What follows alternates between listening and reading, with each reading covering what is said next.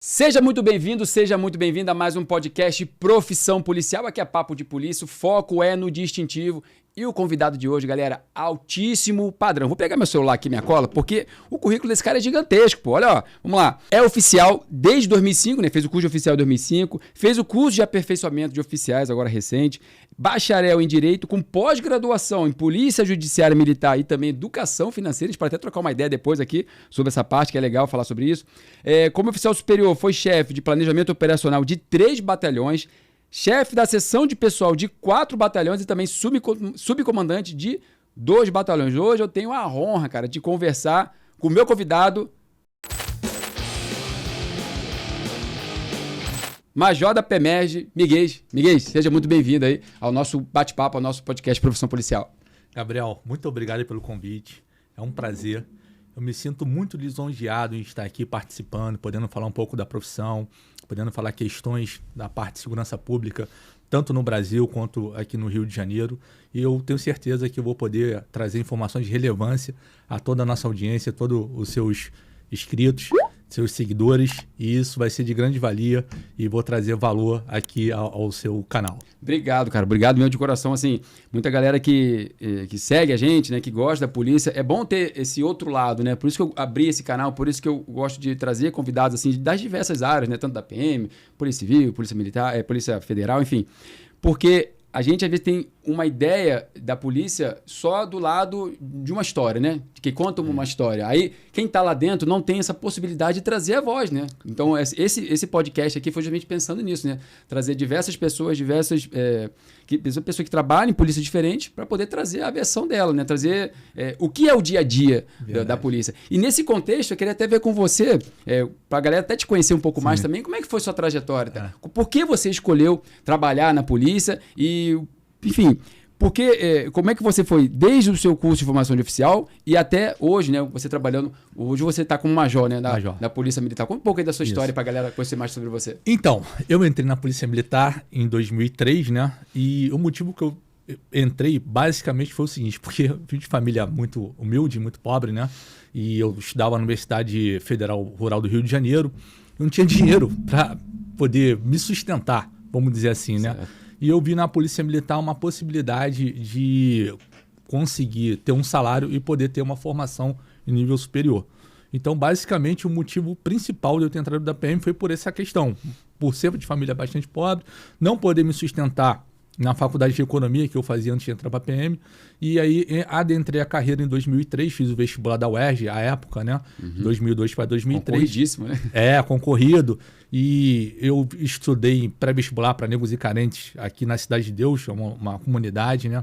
Era de um Frei Davi, ele tinha esse projeto já nos anos 2000, ele tinha um projeto de pré-vestibular comunitário. E eu adentrei aquele pré-vestibular, fiquei estudando durante 2 anos e consegui passar. E é interessante, Gabriel, como é que são as coisas, né? Eram 100 vagas no meu concurso, né? E eu passei em 100º, cara. Era pra ser. Era pra ser. E Que assim, massa, cara. eu me sinto muito orgulhoso disso, né? Porque meu pai é um retirante nordestino, minha mãe é uma dona de casa, e várias pessoas fizeram cursos de relevante. Cara, eu estudei em casa, estudei nesse pré-vestibular, eu me sinto muito agradecido por aquelas pessoas que doaram o seu tempo à época, né, dando aulas de graça. Eu consegui passar em 100º, então depois das demais fases do concurso, a parte psicológica, a parte física, eu fui para 84. Você tem uma numérica quando você entra na academia, né? Sim. Então eu fui para 84, mas eu entrei em 100º, ou seja, já estava tecnicamente garantido lá. Foi fechando o portão de, opa, eu tô entrando também. Fui fechando e entrar na Polícia Militar, obviamente, mudou minha vida, porque eu pude, né, prosperar na carreira ao longo dos anos, eu exerci várias funções aí de relevância até o momento. Aliás, eu fui o primeiro subcomandante dos aspirantes de 2005, né? Eu saí o primeiro subcomando de Resende e depois do batalhão de Angra dos Reis. Então foi uma trajetória de muito trabalho, muito suor, muita dedicação, muita renúncia. E eu vou trazer aqui ao longo do podcast algumas ocorrências aí.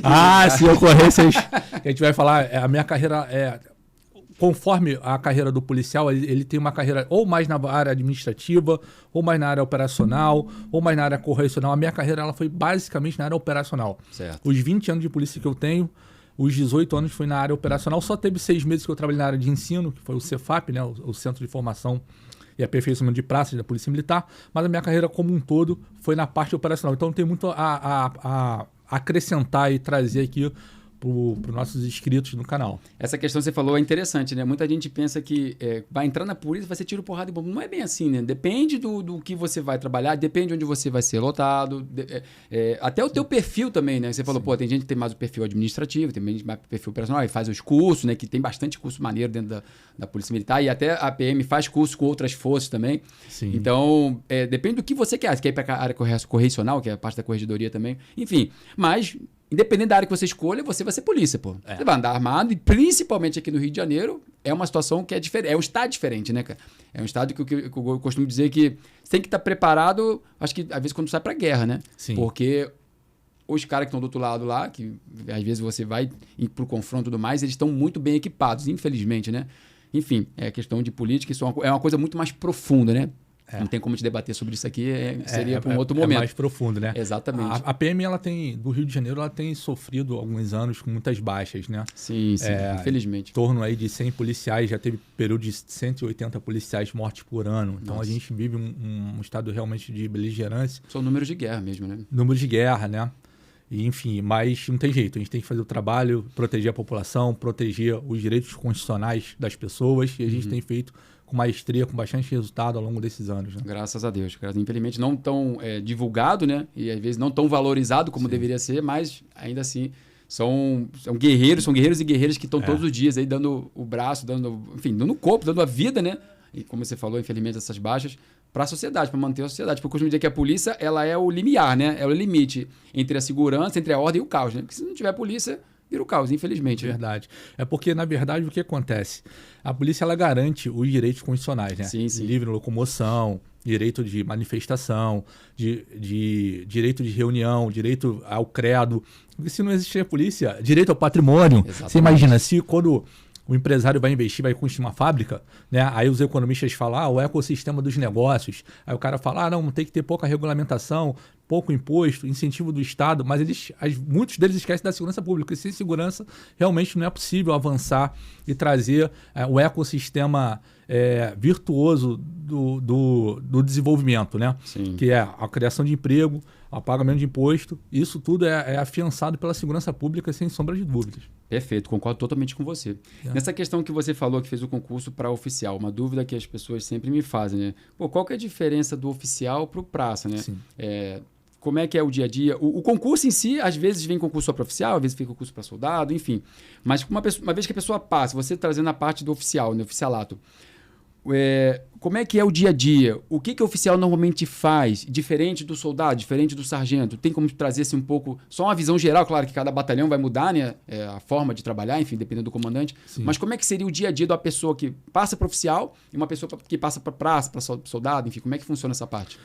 Basicamente o seguinte, para os policiais combatentes, né, você também tem o corpo de saúde da corporação. Mas perfeito. Que é a parte do bombeiro militar também, essa não? Não. É outro concurso, no caso. Outro concurso. Certo. Bombeiro militar aqui no Rio de Janeiro é separado. Certo. Né? Aqui no Rio de Janeiro você tem a PM, com seu concurso para os oficiais e praças combatentes. Certo. E você tem um quadro, que é o quadro de oficiais e praças do Corpo de Saúde. Então, vamos falar especificamente do Corpo de Praças e Oficiais Combatentes. Né? São duas entradas. A entrada hoje é a Academia de Polícia Militar Dom João VI, para aqueles que desejam serem oficiais. Eles devem estar já com o curso de Direito formados, devem ser bacharéis em Direito, o que era diferente da minha época. Não sabia disso aí.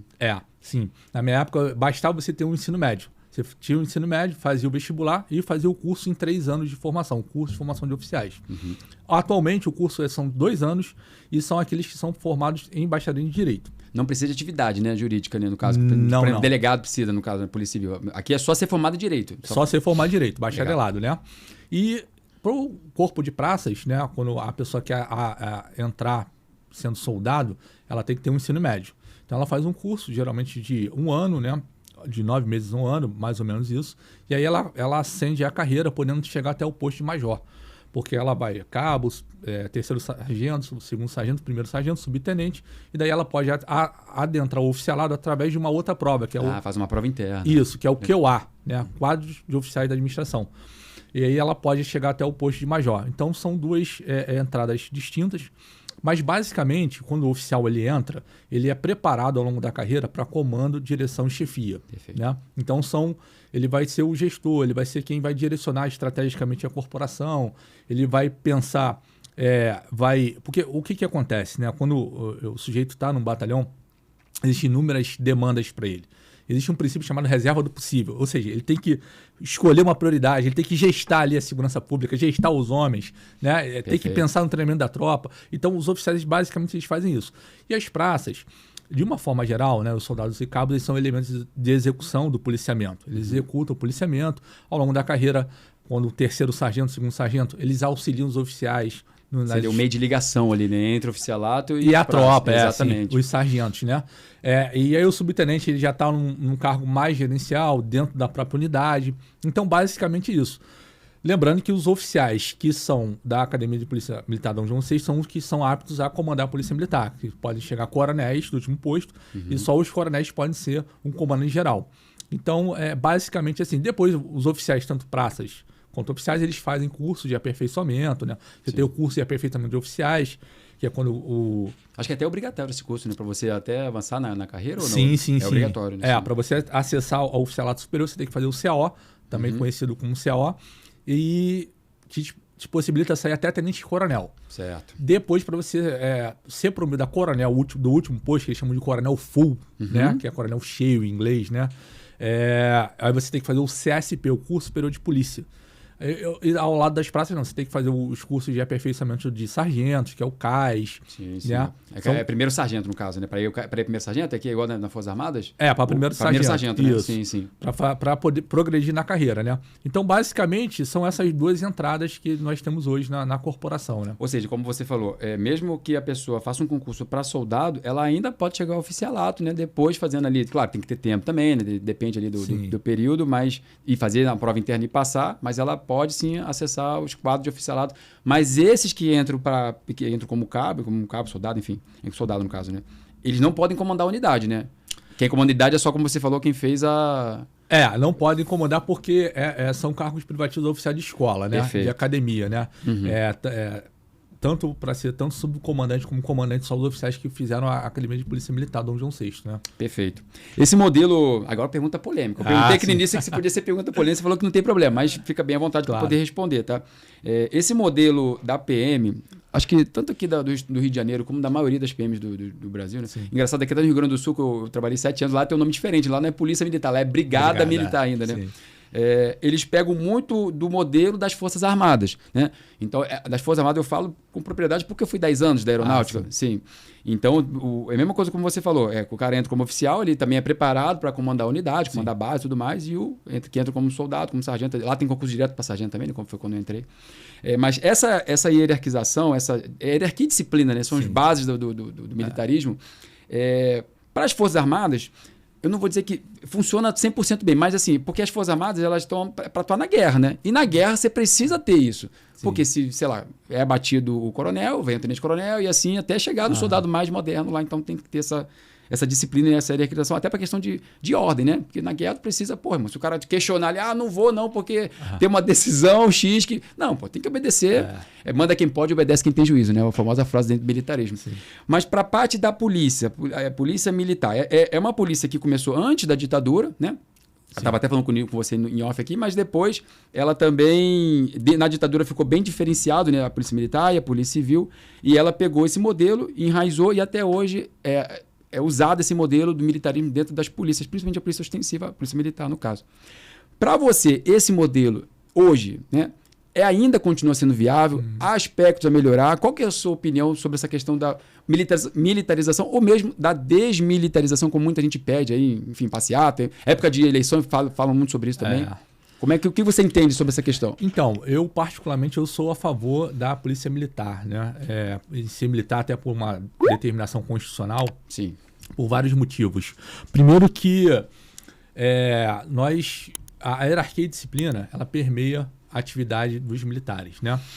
Nós somos militares estaduais. Aliás, no Brasil só existem 2 militares. Militares federais, digamos assim, né? Que é o pessoal da Marinha, Exército e Aeronáutica. E os militares estaduais, que é os policiais militares e bombeiros militares, por definição do artigo 144 da Constituição. Então, por qual motivo que eu acho que é de fundamental importância? Porque a gente está na rua, está numa situação de segurança pública, de combate a homens armados. Então, vou te dar só um exemplo, né?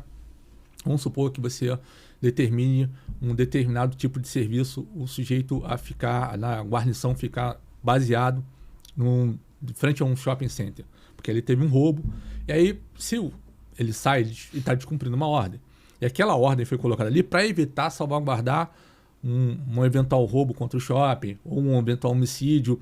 Então, se ele sai e não tem o Código Penal Militar, ou não tem o regulamento disciplinar forte, isso enfraquece o sistema de segurança pública, na minha opinião. Né? Então, o que acontece na iniciativa privada? O sujeito faltou o serviço, o sujeito descumpriu, ele é advertido. Só que a gente trata com bens não tem valor, né? De muito valor, que é a vida e também o patrimônio, né? E o patrimônio. Além do que também, o fato de sermos militares, em termos de previdência, a Polícia Militar hoje, as polícias militares no Brasil, elas são quase que o dobro do efetivo das Forças Armadas, se você considerar todas as unidades da corporação, né? Sim. Da federação, perdão. Só a Polícia Militar do Rio de Janeiro tem em torno de 43 mil homens, 44 mil homens. São Paulo tem 90 mil homens. Que é o maior efetivo de São Paulo, né? O maior efetivo de São Paulo. Então, eu não concordo com a desmilitarização. Pelo contrário, eu acho que a gente tem que aperfeiçoar alguns mecanismos, sim, do Código Penal Militar, algumas atualizações, né? O Código Penal Militar é um decreto-lei de 1001, de 69, foi feito na época da ditadura, né? Do regime militar, né? Uhum. E ele precisa de algumas adaptações em termos do serviço policial. Mas tem alguns dispositivos que eles são de fundamental importância. Por exemplo, o crime de abandono de posto ou função, né? O artigo 195.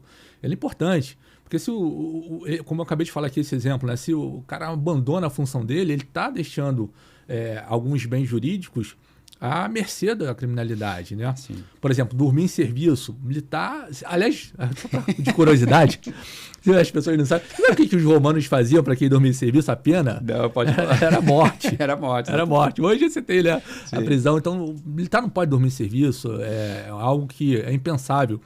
Porque, como eu acabei de dizer, alguém pode morrer se ele não estiver ali naquela posição. Sim. Então, eu sou a favor da militarização, da hierarquia de disciplina, do regulamento disciplinar, mas, obviamente, utilizar de forma sensata, utilizar de forma razoável, né, por gestores inteligentes, gestores que realmente sabem que é importante disso. Isso não tem. Algumas pessoas acham, né? Que, mas eu estou batendo continência e tal. A palavra não é bater, é prestar, né? Prestar continência. Mas isso é uma forma. É uma saudação, né? Como se fosse aperto de mão, né? É um cumprimento. E assim, e você saber que aquela pessoa é seu superior hierárquico, não quer dizer que ela é seu superior como pessoa. Dentro da hierarquia ali daquela instituição, ela é só seu superior. Né? Presta continência, tem o regulamento de continência, que ele é utilizado na Polícia Militar, né? Se reportar de forma respeitosa, eu acho muito importante. Eu acho que isso traz mais força para as instituições militares Sim. do Brasil, né? Traz um poder de mobilização maior. Então, dentro desse aspecto, assim, em linhas gerais, eu concordo que não seja desmilitarizada a Polícia Militar. Perfeito. Até porque, né, Gabriel, precisaria de uma emenda constitucional, né? Sim. Não é uma coisa fácil, né? Não, é um processo bem mais complicado para poder fazer essa alteração legislativa da Constituição lá, né? Sim, formal, dificultoso, né? E hoje nós temos no Congresso Nacional muitos deputados federais que vieram da caserna, né? Principalmente da Polícia Militar. Então, eu acho muito remota essa possibilidade, em termos de médio e longo prazo, de isso acontecer, de a gente não deixar de ser militar, porque precisaria de um esforço muito grande por parte aí de quem propôs isso aí. Perfeito. Entendeu? Essa questão que você falou, porque muita gente faz a comparação com outros países, né? Pega lá, sei lá, Reino Unido, nem usa arma a polícia. Falei, cara, mas lá é outra cultura, lá é outra sociedade. Sim. Se é mais evoluído ou menos evoluído que a brasileira, não sei, cara. Isso é uma coisa polêmica, cada um tem seu ponto de vista. Mas a polícia, ela tem que ser reflexo do que a sociedade precisa, né? E a nossa sociedade brasileira, claro que cada estado tem a sua mazela, tem a sua peculiaridade, mas em modo geral, né, a sociedade brasileira, ela precisa de uma polícia que seja efetiva e de pronta resposta. Exato. Aqui no Rio de Janeiro, principalmente, né? Então, se você...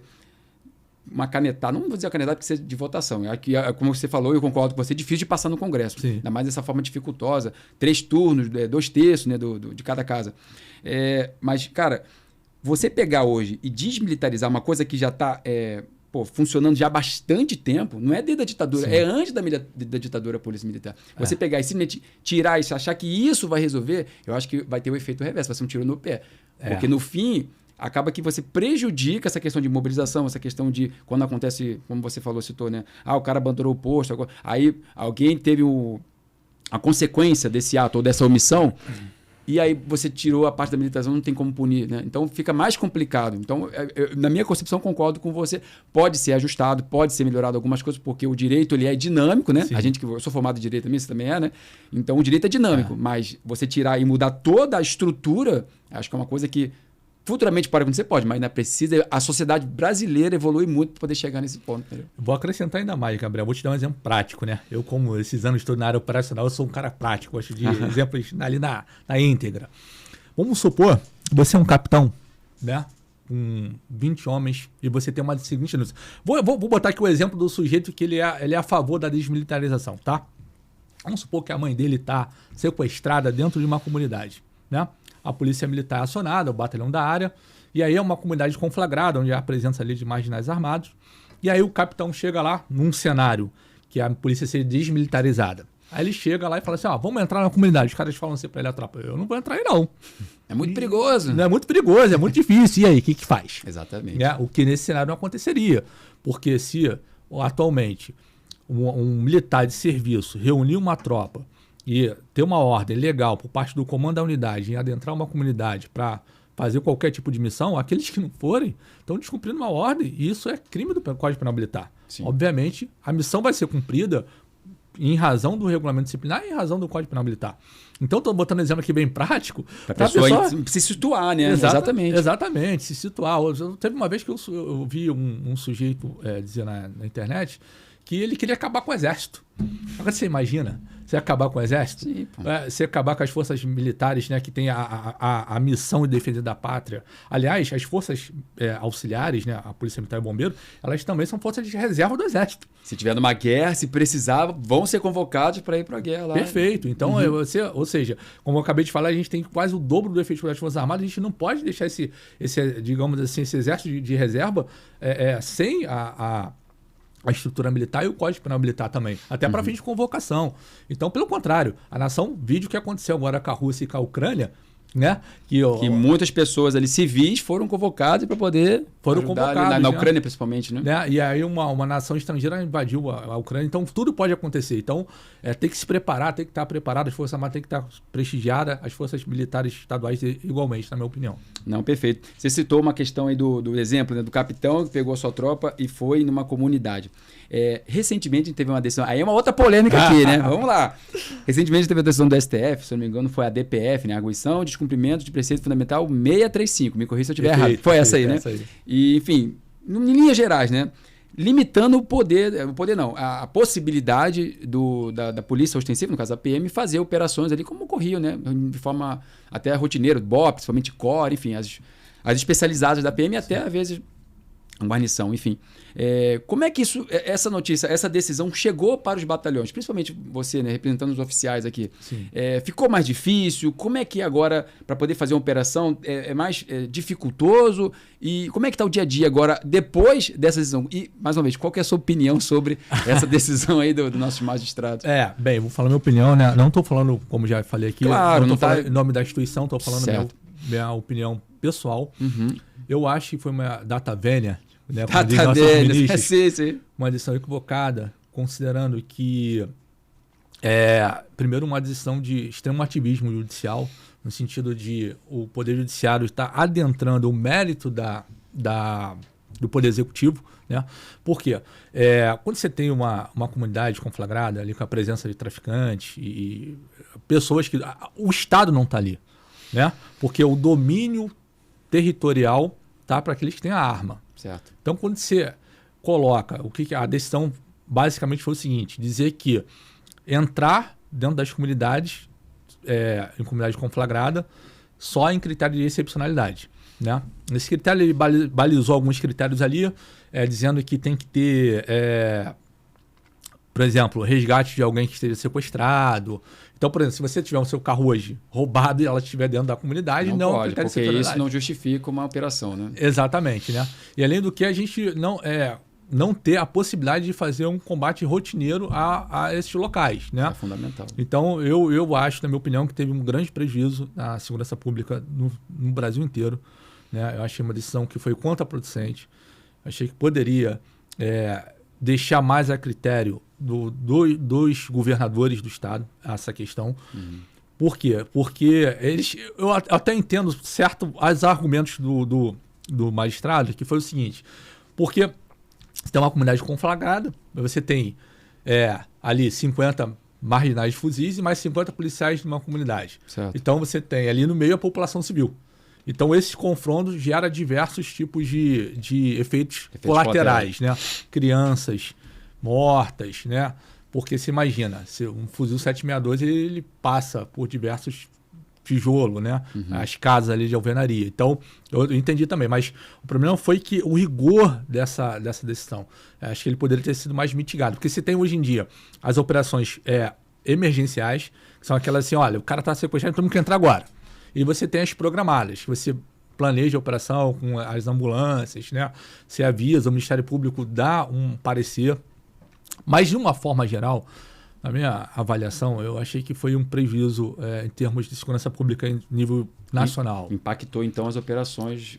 Sim. Por conta dessa decisão, as operações que costumavam acontecer antes foram impactadas. Foram bastante diminuídas. Bastante as operações tipo a REP1, né, que é o vasculhamento, elas foram bastante mitigadas, né? Elas realmente são feitas, até porque a PM cumpre as decisões judiciais aí na íntegra. Certo. Mas quem sabe um dia a gente possa reavaliar essa questão, né? Sim. Porque a gente precisa tirar as armas de circulação, a gente precisa prender... As armas dos criminosos, né? Não Óbvio, do cidadão de bem, né? Porque essa questão também, não pode, desarmamento.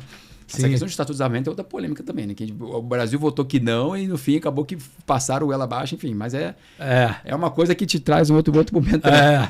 Mas eu concordo totalmente com você. Tem que fazer operação, porque se não tiver operação, cada vez vai tendo mais arma dentro da favela e vai ficando mais perigoso para quem mora lá e para quem tá fora, porque eles não ficam só lá, né? Eles descem e fazem... Mas não é só isso, né? Aquela população ali está subjugada pelo poder armado daqueles camaradas ali. É um Estado paralelo, no caso. É um Estado paralelo. Então, assim, o Estado, né, o Estado Democrático de Direito, ele tem que tomar a rédea daquilo ali, fazendo operações rotineiras, contínuas e se demonstrando presente. No momento que se coloca como excepcional a entrada da polícia nas comunidades, ele está largando ao prazer aquele território. E até a questão também, né? A pessoa que está na comunidade é uma pessoa que paga imposto, é uma pessoa que é cidadão de bem como eu. Por que a polícia militar, a polícia civil, quando tem operações também, podem fazer operações no asfalto, né? Vou botar assim, né? Sim. A linguajar que o pessoal entende. O asfalto, aí não tem problema, né? Agora, se for subir o morro, ou se for subir a comunidade, não precisa nem ser morro, né? Às vezes a comunidade mesmo, na planície ali. Não, mas ali na comunidade não pode. Porque essa pessoa que está lá, ela não pode ter o Estado atuando ali. Sim. Entende? No fim, acaba que também a decisão do nosso magistrado, talvez, como você falou, né? Por conta do efeito colateral, eles tiveram uma intenção, mas no fim, essas pessoas deixaram de ter a presença do Estado ali. Sim. Ou seja, o Estado paralelo que está lá hoje, já dominando, vai crescer. E no fim, quem vai ser mais prejudicado são elas mesmas, né? Verdade, porque agora eles também têm ações de grupos paramilitares, né? Exatamente. Que eles dominam ali a venda do gás, dominam a questão da TV por internet. Por assinatura. Eles também acharcam as empresas que ali vão entregar refrigerante, sorvete. Então tem toda uma questão por trás disso. Então a minha posição é muito clara. Tem que voltar a deixar trabalhar no sentido de entrar nas comunidades, claro, com planejamento, Sim. claro, com ambulância, claro, com prudência, para poder combater recorrentemente, combate sempre a criminalidade de forma ininterrupta e sempre, até colapsar, até a gente conseguir aprender os resultados. Porque se o bem deixar de combater o mal, o que vai acontecer? Né? O caos. Exatamente, então, é o que a gente falou no início. Eu me identifico muito com a escola antiga, que é a escola do combate sempre. Exatamente. Entendeu? Se fazer presente, né? Claro, com certeza. Você entrou na PM em 2003, né? Então, eles Isso. são quase... Esse ano vai fazer 20 anos que está dentro da PM. E, cara, com certeza, cara, mais aqui no Rio de Janeiro, provavelmente já passou por algumas ocorrências. Você quer citar, assim, que teve mais destaque, ou que você lembre, ou até alguma que você tenha passado perigo real ali, até de vida mesmo, enfim. Pode ficar bem à vontade para trazer, para contar um pouco sobre a sua experiência nesses quase 20 anos aí de PM. Tem duas ocorrências que me marcam muito, né? Certo. Uma delas é quando eu fui baleado, ferido em confronto, né? Eu era capitão, servia no 22º Batalhão da Maré, ali na linha vermelha, né? A maioria das pessoas conhece. Sim. E nós fomos... Meu pai mora lá, inclusive. Mora na Maré, Sim, né? mora na Maré ali. E isso era 13 de fevereiro de 2013. Era capitão, nós fomos fazer uma operação na Nova Holanda. Isso era por volta de 4. Na época que eu ia, né? Hoje em dia eu não vou mais, mas eu conheço Nova Holanda, Baixa de Sapateiro. Isso. E nós fomos operar lá por volta das 16h30, né? 4h30 da tarde. Entramos com blindado. E aí o blindado não tava com ar-condicionado, aquele calor, aquele cheiro de homem, aquela coisa horrível. Pô, aí entramos lá, né? Eu lembro que tinha um clima bastante ruim ali, a tropa entrando, a gente sabia que tinha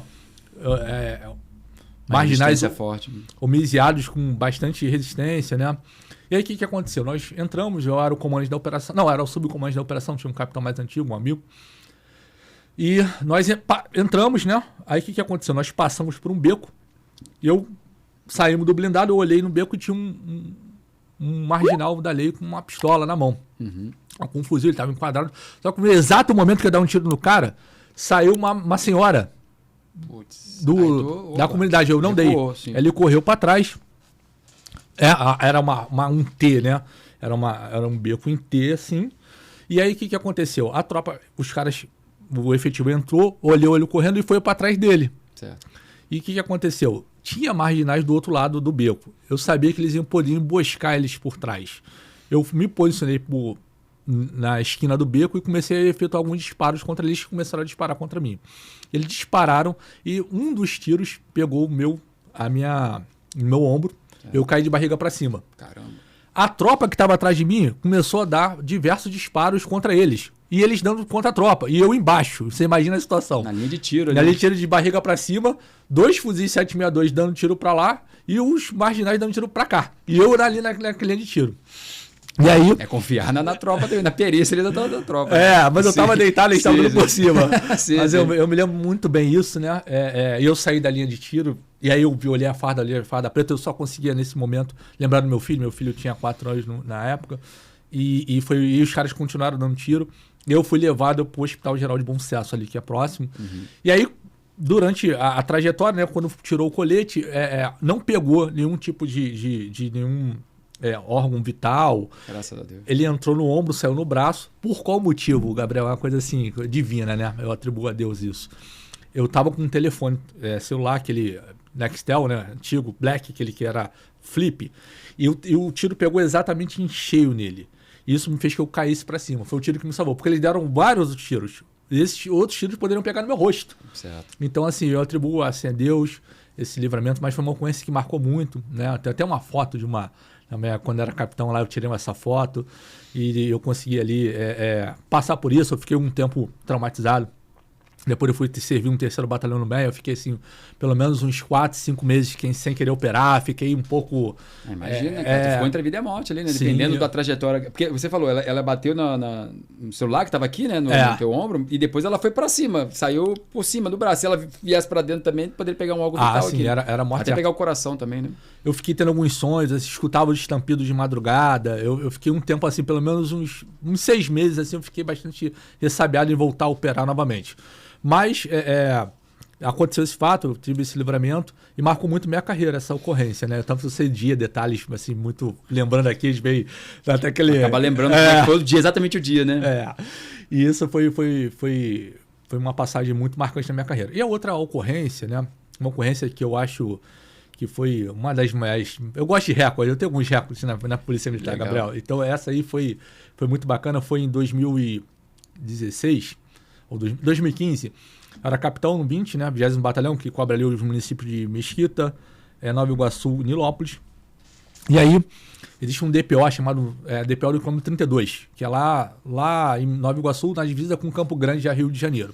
E aí passou um sujeito muito mal arrumado, chegou no policial e falou assim, o seu policial, eu sei onde é que tem um fuzil numa determinada comunidade, na comunidade do Grão-Pará, né, Nova Iguaçu. E aí o cara me ligou e falou assim, o capitão, é o seguinte, eu era comandante de companhia, né, comandante da 4ª companhia. Ele falou o seguinte, olha, tem um camarada aqui, mas ele tá meio maltrapilho. Ele que sabe onde é que tem um fuzil. Eu falei assim, eu gosto de acreditar, sabe, Gabriel? Eu gosto de acreditar, eu vou mesmo. Então assim, pra você ter um resultado, você tem que acreditar 20 vezes e dá errado. Então eu falei assim, ó, faz o seguinte, manda ele vir aqui no quartel, isso do quartel para esse quilômetro 32 é mais ou menos 1 hora. Isso era mais ou menos 17 horas. Fiquei aguardando no quartel. O cara chegou 21 horas. E aí, não voltei pra casa. Minha esposa já falou... A mulher já ficou puta, né? Provavelmente. O que tá acontecendo? Aí o cara chegou, tudo bom, tudo bem, blá, blá, blá. Olha só, eu sei onde é que tem um fuzil, esses caras ficam lá, nessa comunidade, ficam atrapalhando minha família, eu quero dar essa informação pra você e tal. Pô, tá bom, vamos lá. Onde é que é? Ele falou, na comunidade do Grão-Pará, vou te levar lá, podemos ir lá amanhã, 5 horas da manhã. Combinado, DPO do Cabo Sul, 5 horas da manhã estaremos lá. Ele falou assim pra mim, mas só que eu não tenho dinheiro pra ir embora. Você tem como me dar R$150? Meu Deus do céu, olha a situação. Tu não tinha certeza ainda, era uma informação e o cara não tava pedindo dinheiro. Olha a situação, né? Então, já tinha passado o horário do expediente, minha esposa tava em casa. Um cara que eu não conheço, maltrapilho, ele tava me pedindo R$150 pra ir embora se esse cara sumir. Eu falei, bem, vou acreditar. Acreditar na história. Falei, tá bom, cara, toma aqui, R$150 aí pela informação. Aí liguei pro comandante. Comandante, olha, tem uma situação assim assada, tem uma informação pra checar, o senhor autoriza? Autorizo. Reúno a tropa, pessoal. Amanhã vamos estar lá 4h30 da manhã, tá? Pra sair do quartel, que a gente tem que estar lá por volta de 5h30 lá no DPO de Cabo Sul. Perfeito, os caras foram. Aí fui dormir no quartel. Aí, mosquito pra caramba. Aí, gente do monte de boca do lado do outro. É só alegria. Aí eu não cheguei, tá? Aí a esposa já tá em casa desesperada, falando assim, pô, mas que você tá aqui? Você tá com outra mulher? Não vai acreditar que você ia pra uma operação, né? Não vai acreditar. Sim. Mas a resiliência do policial, a determinação, a garra, é que te leva ao plus, né? Exatamente. E aí, essa ocorrência que eu fiz, que no final vou falar o desfecho dela, né? O resultado é uma das maiores apreensões de fuzis do 20º Batalhão. Então entrou na história isso aí. Massa. E aí o que aconteceu? Fomos lá, 5 horas da manhã, 5h30 aqui, pum, chegamos lá, pô, cadê o cara? Liga pro cara, o cara não atende. Falei, caramba, já cansado, com fome, com sono, minha esposa chateada. Ligando. O coronel achando que eu não fiz a ocorrência certa, não tinha informante certo. 5h40 da manhã o cara me chega. 6 horas mais ou menos. Pô, cara, não tá atendendo o telefone, eu me perdi, não sei o quê. Entramos lá e fomos pra comunidade. Chegamos lá na comunidade, né? Já o dia amanhecendo, uma chuva de bala. Os caras estavam defendendo muito bem o território. E aí a gente achou que, pô, de repente o cara deu essa informação pra emboscar a gente, mas conseguimos vencer a resistência. Eles se humilharam pra dentro da mata. Aí chegamos no local e o cara falou assim, olha... O capitão, é o seguinte, tá aqui atrás o fuzil. Aí eu cheguei lá, quando eu fui olhar uma montanha, Gabriel. Porra, atrás aonde? Caraca, mas era muito íngreme, você não tem noção. Imagina. Eu falei, cara, você sabe onde é que tá exatamente esse fuzil? Não sei. A informação que eu dei tá por aí. Eu falei, meu amigo, como é que eu vou achar um fuzil aqui, cara? Isso aqui é muito grande. Ele falou, não, a gente vai achar. Aí eu falei, bem, eu tinha 10 homens, já tava com um gato. Falei, como é que eu vou bater isso aqui tudo? Bater é procurar, né? Que chama na gíria, no linguajar policial militar. Não tinha cachorro? Não tinha nada? Era só vocês ali? Não tinha cachorro, não tinha nada. Tinha só a determinação, a garra da tropa, né? Esse gato é um efetivo que tem muito carinho, é o subtenente Wagner, que agora é subtenente, era primeiro sargento. Bem, então o que eu fiz? Eu peguei a tropa, falei, olha, você pega 5 homens pra cá, 5 pra lá e vamos abrindo. Mas é uma montanha muito íngreme, era até um vulcão em tempos pretéritos aí, antes do... você vê que tem uma natureza vulcânica, né? A montanha. Certo. Obviamente o Brasil não tem vulcão, mas já foi um vulcão ativo, esse local. E aí daqui a pouco meu efetivo veio pra cá, eu nesse momento estava bastante desacreditado, achei que não ia ter o efetivo. Foi enrolado aqui. Daqui a pouco os caras começaram a gritar, pegão, eu achei que você... Sai correndo. Aí quando eu olhei, eles acharam. Olha, agora o tirocínio policial militar, né? Cara que tá ali na tropa no dia a dia, ele tem aquele traquejo. O que eles viram? Os marginais tinham pego uma garrafa PET, cortado a garrafa PET. Cortaram a garrafa PET e colocaram dentro das árvores, assim, na copa das árvores, sinalizando onde estavam as armas. Aí chegamos lá, as armas estavam dentro de um tonel, aí tinha uma areia fofa, aí essa parte da guarnição conseguiu localizar. E aí E o tonel estava enterrado no chão. Estava enterrado, o tonel. Só a boca ali que deram pra ver, então, no caso, a boca do tonel, né? E isso. as armas tudo ali dentro. Isso aí. Aí tinha 4 fuzis ali, 2 R15s, um Stigalg austríaco e um G3 alemão. Uau. E farta munição, né? E foi uma ocorrência muito emblemática, porque se não é a maior, ou já foi, maiores apreensões do 20º Batalhão. E aí saiu na mídia, o comandante ficou muito feliz. Ah, que maneiro, cara. E tu vê que é uma coisa bem diferenciada. E você acreditou Acreditei. na Agora, situação, né? Na e ocorrência. tem mais um push, Gabriel, que eu não te contei. Opa, conta aí. Que Esse aí você contou em off, mas vamos acontecer. É novidade pra mim também agora. Essa é novidade. Uhum. O que aconteceu? Eu servia anteriormente no 24º Batalhão, que é Queimados, né? E eu fui pro 20º Batalhão e eu precisava estudar para fazer no CAO. Só que eu tinha acabado de chegar no 20º Batalhão. Fui transferido ex-officio, né? Ó, aquela que você não quer ir, mas você tem que ir. Tem que ir para poder assumir o comando, uma coisa assim. Missão dada é missão cumprida. Isso aí, vamos que vamos. Eu tinha que estudar pro CAO. Só que eu tinha acabado de chegar para a unidade. Como é que você chega na unidade e já pede pro chefe férias? Certo.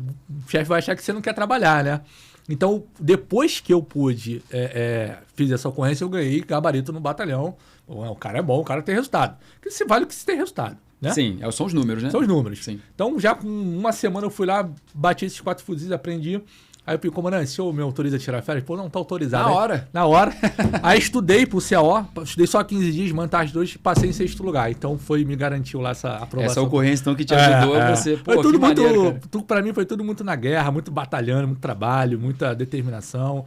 E é assim que a gente foi conquistando, progredindo na carreira, né? Mas essas 2 ocorrências foi bem emblemáticas, né? Claro, teve outras, né? Teve uma que você falou da questão do recorde de maconha, né? Que você conseguiu, do batalhão que você trabalhava, conseguiu a apreensão de uma maconha grande, assim. Tu estava nessa ocorrência também? Sim. Essa ocorrência foi o seguinte, eu era chefe da P3 do batalhão da Ilha do Governador, 17º BPM, e a gente foi fazer uma operação no Dendê, né? No Dendê a gente foi operar, e lá nós conseguimos lograr isso e prender 184 quilos de maconha nova, uma carga avaliada em 300 mil reais. Provavelmente é para exportação, no caso, né? Ou não sei também, que às vezes ele abastece ali também, né? Porque como ali a Ilha do Governador é próximo à Baía de Guanabara, a gente recebe muita, né? A gente não sabe, a gente não tem informação se ele foi uma forma de fazer uma ponte para outras comunidades ou se era para abastecer a própria comunidade. Perfeito. Nessa operação a gente conseguiu apreender 184 quilos, mais uma pistola 9mm, uma ocorrência também, não sei se é um dos recordes também lá do 17. Agora tem mais uma também muito engraçada, né? Um feriado, eu lembro que era dia 20 de novembro, salvo engano, 19, e eu recebi uma ligação, trabalhava no Ambiental, Comando de Policiamento Ambiental, que é a unidade que se destina a fazer a repressão aos crimes ambientais. Aí o sargento ligou pro capitão, eu era capitão também. Capitão, fiquei 7 anos como capitão, Gabriel. Então por isso tem bastante ocorrência como capitão, né? A maioria das ocorrências você era capitão, né? Até mais como primeiro tenente também, né? Segundo. Porque é a fase que o oficial tá mais na rua, né? Sim, tá mais nas operações. Agora, como major, você já fica mais na parte da gestão, né? Da gestão. Então, assim, segundo tenente, primeiro tenente capitão, aí fazendo o link com aquela pergunta da diferença soldado e praça, os oficiais vão pra rua, né? Principalmente os oficiais mais modernos. Eles estão junto com a tropa, operando, coordenando, comandando, tendo a responsabilidade também dessas operações. Então, nós fizemos uma operação lá recebi uma ligação lá. Tem uma informação que tem 10 toneladas de curvinota sendo desembarcada lá no cais de Cabo Frio. Curvinota é uma madeira que Não, curvinota é um peixe. Curvinota é um peixe, isso é verdade. A curvinota é o filhote da curvina. Certo, e não é proibido, não poder. Proibido, Tava no defeso. Pô, quer ir lá ver? Meu Deus do céu. Bom, vamos lá ver. Vamos lá. Larga a família no Outback. Não, tu não vai. Eu falei, eu tenho que ir. Ligo pro comandante, o comandante falou assim pra mim, ô Miguel, eu expliquei, tem uma informação que tem 10 toneladas de curvinota sendo desembarcada no cais lá da Praia do Forte, em Cabo Frio. O senhor autoriza aí? Aí ele parou assim, não respondeu por uns 15 segundos. Falei, caramba, o que esse cara tá achando? Tá bom, pode ir. Ou seja, já foi desanimado. O próprio comandante que deveria me incentivar já foi desanimado. Mas é a resiliência, a força de vontade e a garra. Pegamos, fomos lá. 2 horas depois estamos lá, chegamos lá na hora. A traineira desembarcando as 10 toneladas de curvina para um caminhão enorme. Preso em flagrante todo mundo, né? E aí você tem 10 toneladas de peixe. E você tem que fazer uma coisa com aquilo. Senão vai estragar. Vai estragar. Sim. Acionamos a oficial, que era a oficial veterinária do ambiental. Ela foi pro local de madrugada. Atestou que era possível, né, distribuir aquilo para alimentação. A ocorrência foi apresentada na delegacia. Eu voltei para o Rio de Janeiro com esse material, né, e eu distribuí 5 toneladas na grota, ali no Complexo Alemão. Na comunidade ali. E mais 5 toneladas na Chatuba de Mesquita, que é na Baixada Fluminense. E aí o RJTV, Porque é uma coisa bem fora do comum, né? Tipo, sim. Além da operação de você ter conseguido prender as pessoas que estavam cometendo crime, você também teve a questão da própria alimentação da galera, né? Dessa comunidade carente ali que precisava precisa do apoio, né? Sempre, né? Sim. É a polícia fazendo a parte criminal e a parte social também, social, né? Exatamente. E aquela ocorrência que o comandante ficou bastante desacreditado e ficou bastante feliz. No fim, claro, porque teve ali a repercussão. Com certeza ele deu entrevista também. Deu entrevista e tal, e aí eu ganhei um elogio na minha ficha, mas foi ter a busca pelo resultado. O policial, ele é nato, né? Ele tem aquela... Ele busca resultado, ele aborda, ele vai pra cima, ele acredita na informação, os resultados aparecem, né? Sim. Agora, esse cara não tem nada Acho que não é nada, não. Aí não vai ter. Acho que isso aí em qualquer polícia tem isso, né? Se você desacreditar, você... se cair no colo, a gente vai... Não é, cara. Você tem que buscar mais. Comportamentativo, né? Exatamente. Porque é isso que a sociedade espera da gente, né? Sim. Se você vai pra fazer o mais ou menos já tem um monte de gente, né? É verdade. Então, eu acho que você ser um cara determinado, ter garra e acreditar. Mas olha só, Gabriel, tem várias informações que...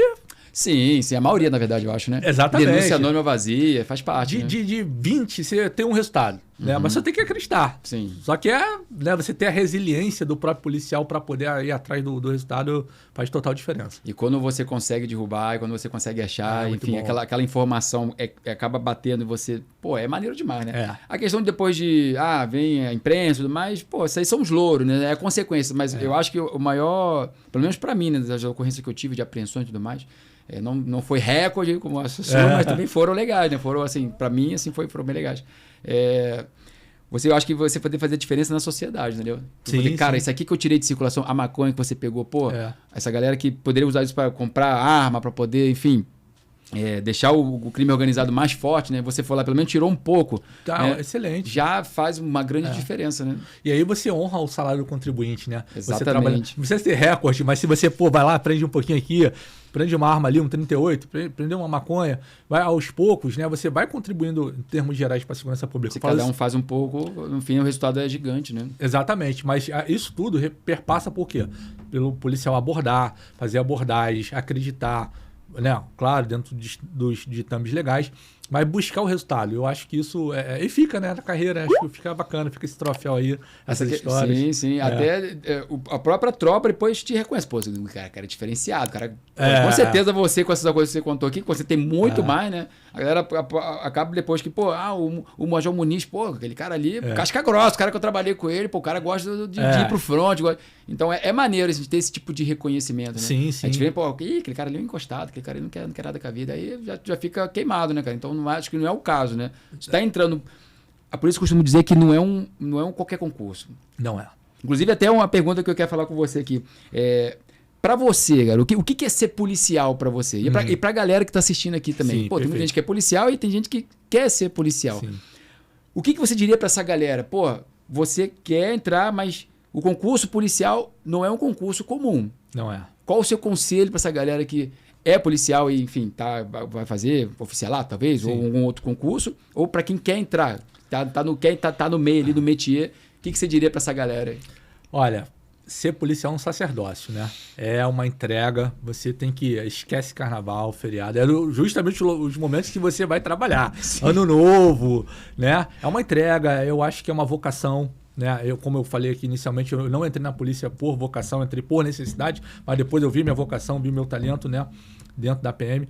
Mas o que eu vejo assim, né? Se você está entrando na polícia só por necessidade financeira, ok, é justo, é legítimo, mas faça daquilo com determinação, com garra, porque o trabalho devolve.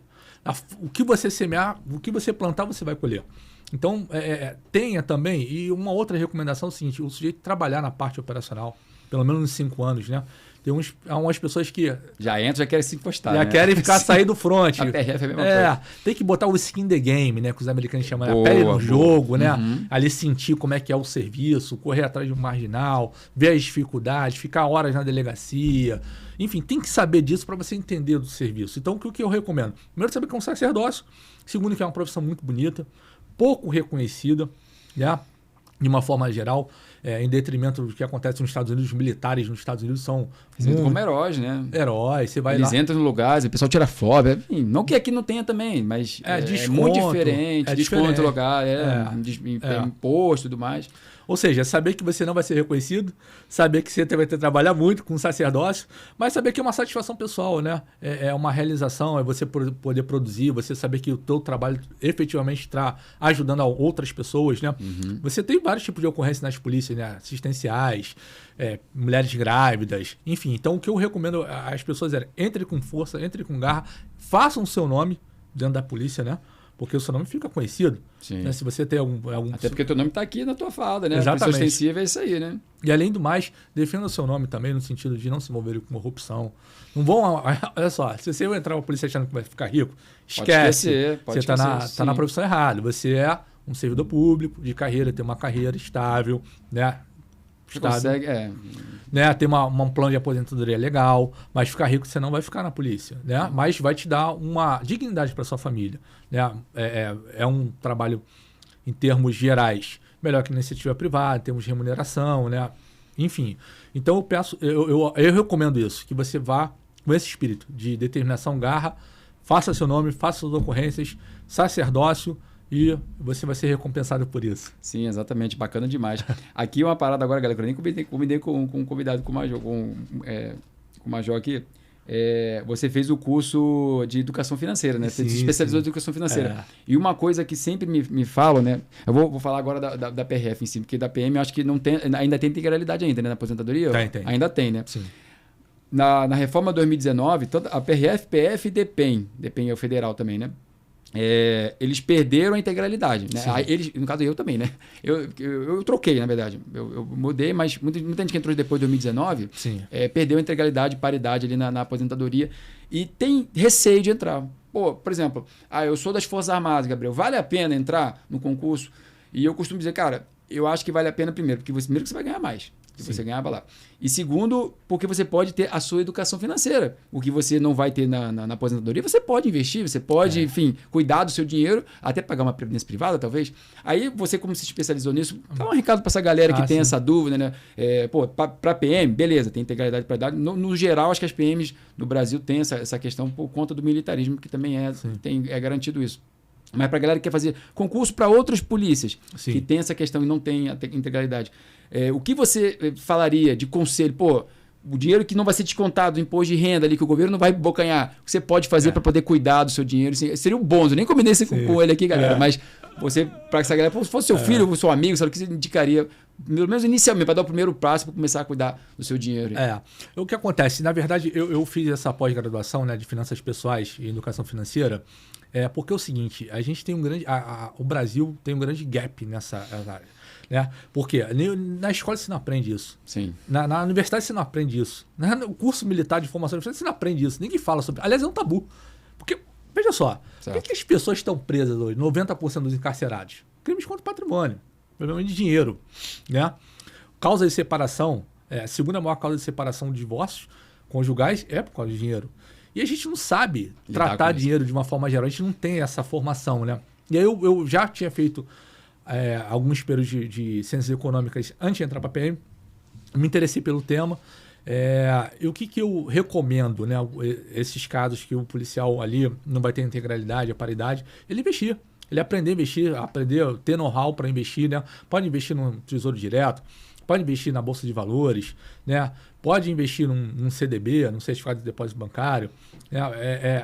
Ganhar o know-how para poder saber investir e investir a longo prazo. Desde o primeiro momento que entra ali na escola de formação, se ele falar assim, olha, eu vou separar aqui 10% da minha renda.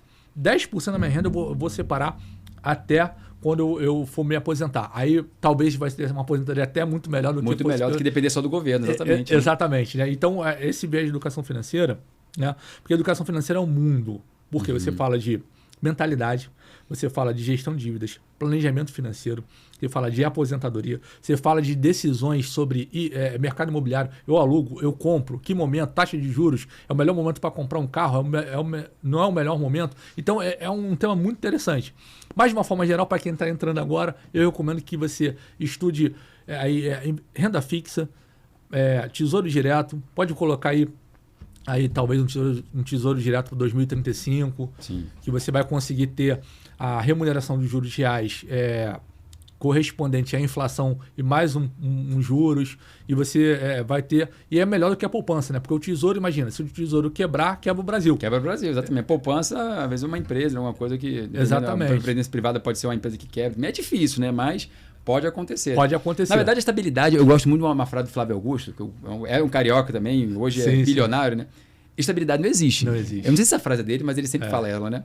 E você depender no governo para você garantir a sua aposentadoria é uma coisa que daqui a pouco não pode ter também. Até 2019 a PRF tinha, PRF, PF e DPEM. Não tem mais. Pode acontecer com as PMs também? Pode. Pode. De uma hora para outra entra o governador... Desmilitarizar. Sim. Até deixar de receber o salário, como aconteceu no Rio Grande do Sul, como aconteceu em algum outro estado. Rio. Aqui no Rio também aconteceu. Parcelou, sim. Parcelou o salário. Né? Então, eu acho que a galera que entra, tanto na polícia ou qualquer outra coisa que você for fazer, cara, e que o Estado, né, o governo vai pagar a sua remuneração, o seu subsídio, o seu valor mensal ali que você vai receber.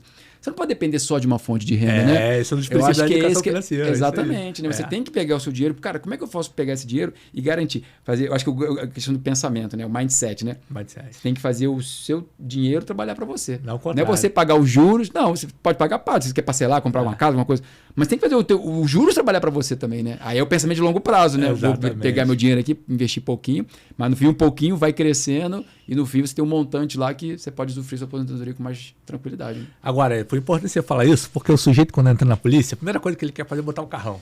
Fechar a cintura, verdade, comprar o carrão, parcelar, né, aquela bíblia lá, né, aquele livrão de boleto. Exatamente. E agora eu tô na polícia, o cara deu um salto social, né? Que é um salto social. Sim. Né?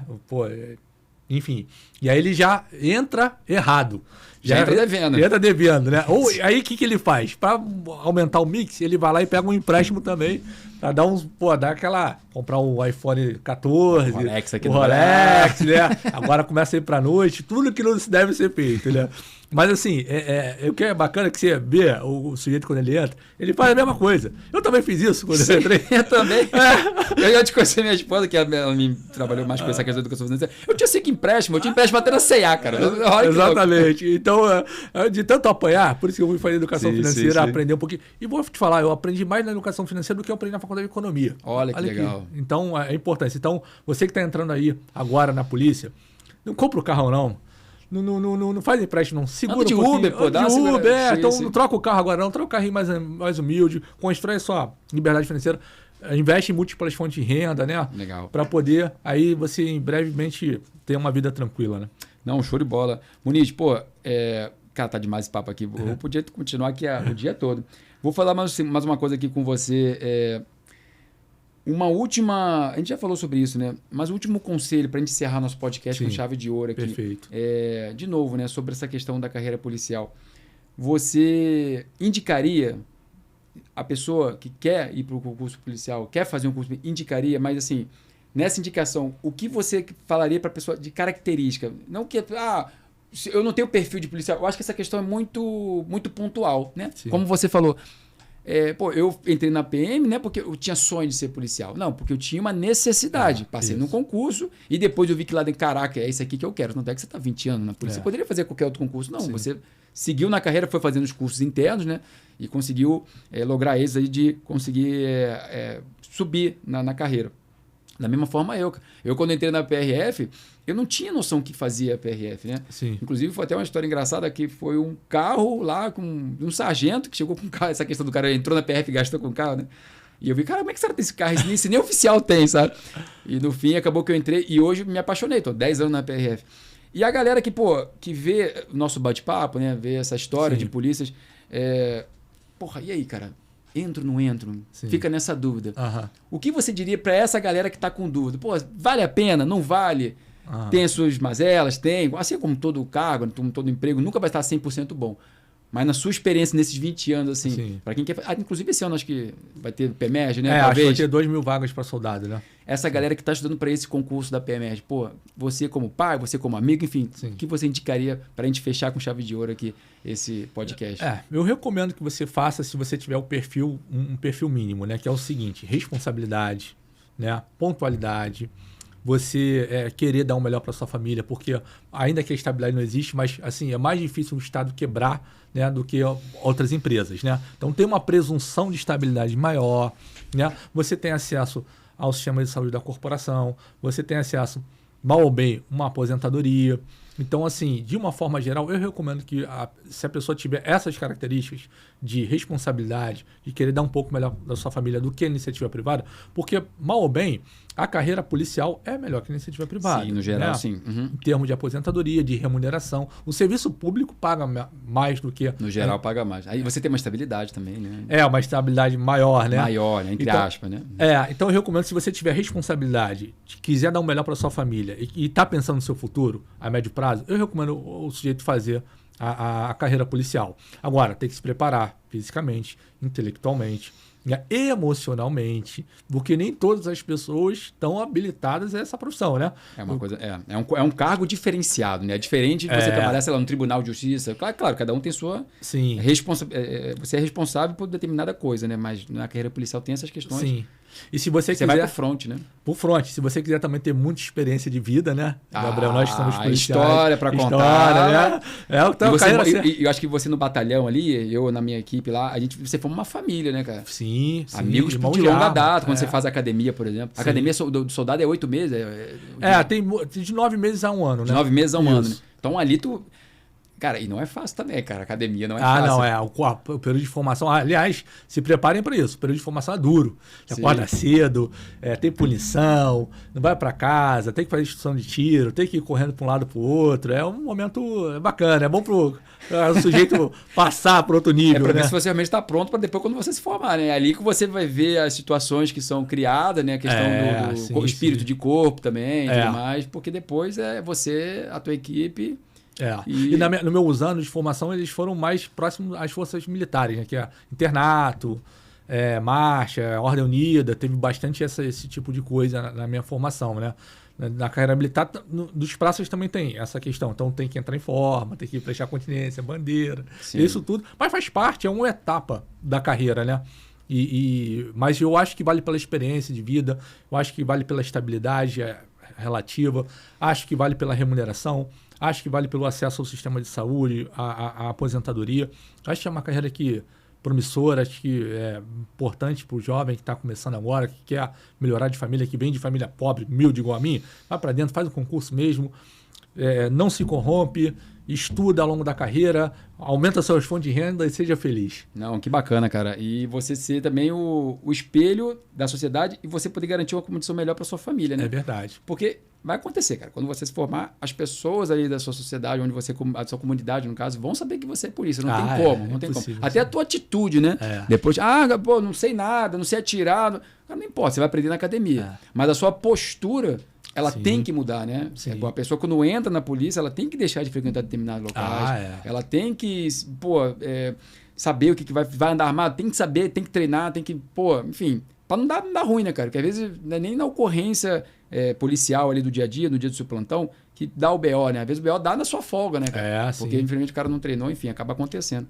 Mas demais, cara. Quer dar uma palavra final aí pra galera? Então, Gabriel, eu queria agradecer o convite, poder aqui estar participando com você. Você é uma pessoa muito especial, está fazendo esse trabalho muito maravilhoso aqui. Obrigado. É um trabalho de utilidade pública, porque pessoas que estão entrando, pessoas que já são da carreira, se inspiram, se motivam, recebem informações de qualidade, recebem informações de pessoas que estão nas instituições, para a pessoa também não entrar. Quando eu entrei, não tinha isso. Não tinha isso, exatamente isso. Você a gente também. Eu entrei bem depois, mas mesmo assim não tinha essas informações. Exatamente. Que tem hoje, né? Imagina, eu ficava... Enfim, é muito importante para o jovem, né? Para ali, para o candidato. Ou então o cara que está ali na iniciativa privada, tá ali ralando, tá trabalhando num emprego, digamos assim, de menor condição econômica social, e está vendo ali a polícia como um trampolim. É muito importante o seu trabalho. Meus parabéns. Obrigado. Eu me senti muito lisonjeado de estar aqui passando um pouquinho da minha experiência, do meu trabalho, da minha carreira, e me boto à disposição para futuros... vamos fazer mais vezes, assim, com certeza. Muniz, agradeço demais, tá? A gente fez um link aí, um parceiro, amigo em comum, né? Que é o Sandro. Vou até citar ele aqui, Sandro. Obrigado por você ter feito esse link aqui. E feliz demais por porque às vezes a gente conversa com um soldado, um sargento, e ter essa visão do oficial também, de trazer essa visão, né? De, pô, cara, como é que é a tropa, como é que a gente cuida, como é que é a parte da gestão, e trazer essa informação para quem tá de fora, eu acho que esse que é o meu grande objetivo aqui nesse canal, sabe? Sim. De quem está de fora poder ter a visão de quem está de dentro, quem está na parte de dentro, né? Quem teve a experiência, quem teve a vivência do dia a dia. Sim. Diferente, cara, não importa o carro que você está.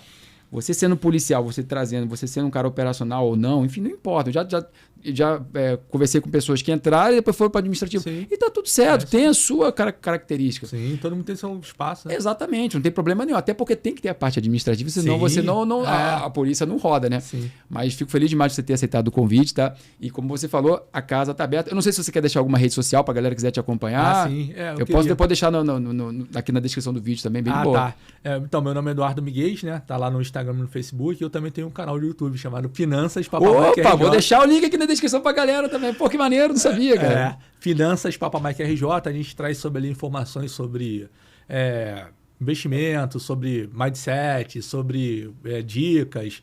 Enfim, é interessante. Eu tenho esse canal também. Opa, vou seguir lá também. Pô, galera, segue lá.